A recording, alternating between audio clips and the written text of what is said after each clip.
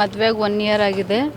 ಇವಾಗ ಬೇರೆ ಹುಡುಗಿ ಜೊತೆ ರಿಲೇಷನ್ಶಿಪ್ ಇಟ್ಕೊಂಡು ಇರೋದಾದರೆ 3 ಜನ ಇರೋಣ, ಇಲ್ಲಾಂದ್ರೆ ನೀನೇ ಬೇಡ ಅಂತ ಡೈವರ್ಸ್ ಕೊಡು ಅಂತ ಟಾರ್ಚರ್ ಕೊಡ್ತಿದ್ದಾರೆ. ಪಾಪು ತೆಗೆಸು ಅಂತ ಎಲ್ಲ ತುಂಬ ಟಾರ್ಚರ್ ಕೊಡ್ತಾಯಿದ್ದಾರೆ. ಯಾವಾಗ ಮದುವೆ ಆಗಿದ್ದು ತಂದು?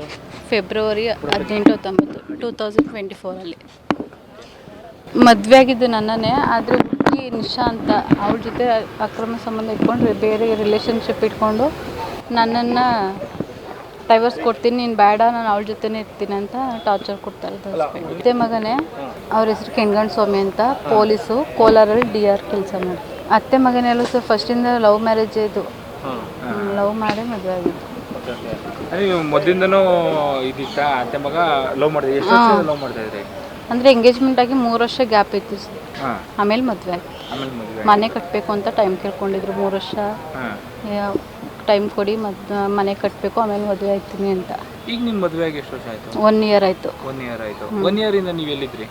1 ಇಯರಿಂದ ಅಲ್ಲೇ ಇದ್ದಿದ್ದು. ಇವಾಗ 4 ತಿಂಗಳಿಂದ ನಮ್ಮ ಅಪ್ಪನ ಮನೇಲಿರೋದು. ಯಾಕೆ?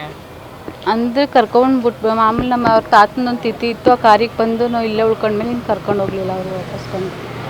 ಹೇಗೆ ಕರ್ಕೊಂಡು ಹೋಗಲ್ಲ ಅಂತ? ಕರ್ಕೊಂಡು ಹೋಗಲ್ಲ, ಡೈವರ್ಸ್ ಕೊಡ್ತೀನಿ, ನಿಮಗೆ ನಿಮ್ಮ ಜೊತೆ ಜೀವನ ಮಾಡಲ್ಲ ಅಂತ ಹೇಳ್ತಾರೆ. 3 ವರ್ಷದಿಂದ ನೀವು ಎಂಗೇಜ್ ಆಗಿದ್ದೀರಾ, 1 ವರ್ಷ ಆಗಿದ್ದು ಮದುವೆ ಆಗಿದೆ, ಈಗ ಡೈವರ್ಸ್ ಕೊಡ್ತಾರಂತೆ?